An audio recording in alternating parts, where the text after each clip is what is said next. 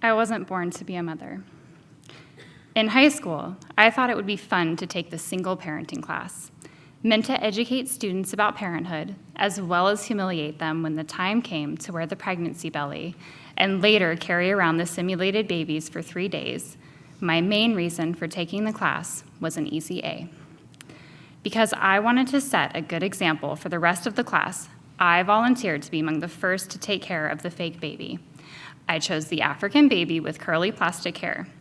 His accessories included an old diaper bag, 2 outfits, a bottle, binky, and 3 diapers. I was overtly pleased with my success as a pseudo-parent in making sure my pseudo-son was appropriately well kept. The first day was easy enough. My son cried. I swapped out his magnetic diaper and gave him a fake bottle. People oohed and awed, and I felt important. Really, I thought, if this is all parenting is, I don't know why people make it sound so hard. But as I left the attention of my peers and headed home, I realized that I was on my own. My parents greeted me at the door. I assured my mother I could handle it, and she smiled and wished me good luck. I placed the baby next to my bed and fell into a blissful teenage sleep. At 9:30, my son woke up and started crying. I changed his diaper. He cried. I gave him a bottle. He cried. I burped him, and the noises continued. I stopped seeing the plastic screaming thing as a pseudo-baby and began to see him as an it.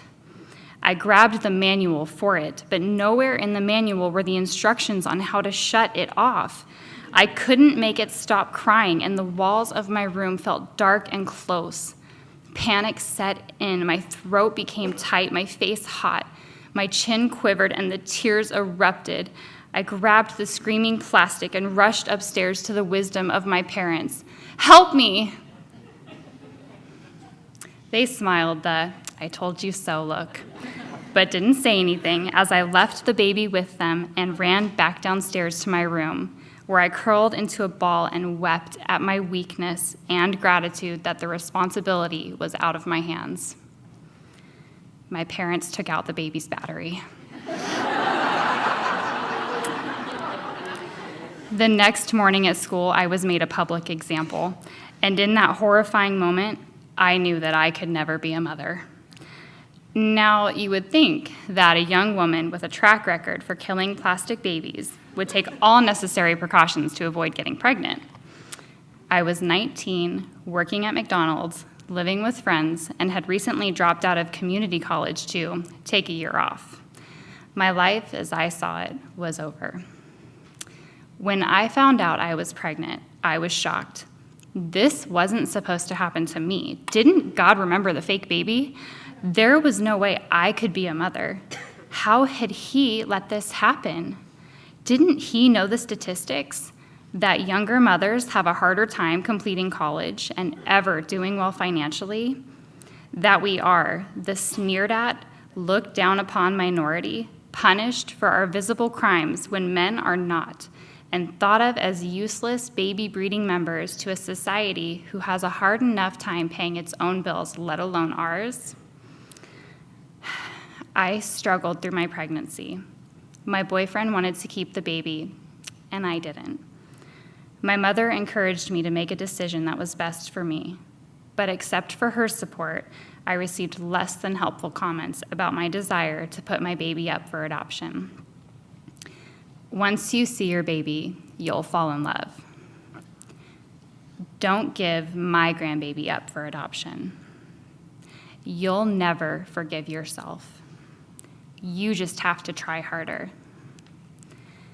When that beautiful, screaming creature slipped into my life, they were right, sort of. I fell in love. How could you not? I created this small person.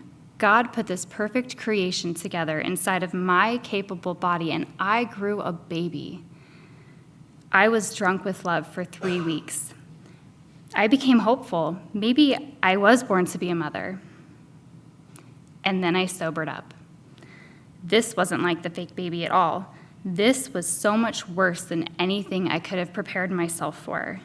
The responsibility overwhelmed me. the 8th day into parenthood, I shoved my 77th diaper into that disgusting diaper genie, only to realize that it was full. My mind started doing the math. 77 diapers in 8 days, and I had at least another 3 years of diapers left. But then after that, there were pull-ups, underwear accidents, periods, boy problems. I sank into the ground and cried for my future. I wish I could tell you that I began to appreciate my daughter. Don't misunderstand, I loved her, but I loved myself more. I suffered from postpartum depression for only a few agonizing weeks, but my problem was deeper than I wanted to admit. I didn't want to be a mom. I never experienced an aha moment where in one singular instant I realized the weight of the way I'd been living. Instead, it happened slowly, like pregnancy itself, with a weight in my belly that grew.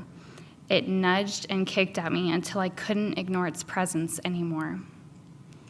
I was swollen with guilt at wishing my daughter away.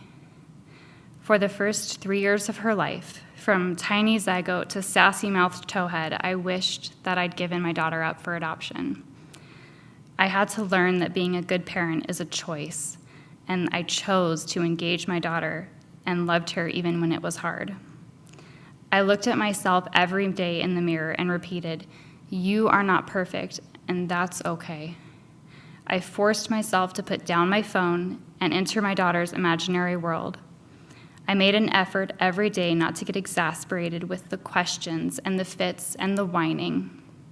And I began to see my daughter's smile as a gift and let her love settle over me like a calm. And then I finally saw that I could enjoy being her mom. We aren't born to be mothers. We aren't born to be anything. I wasn't born to be an excellent pseudo-mother to a black plastic baby. I was made to be molded, to learn and grow, to make many, many mistakes. I had to understand that being a parent wasn't something that I wanted for myself, and that was okay. I didn't do a great job in the beginning, but making the choice every day to become a better parent was when I finally became one.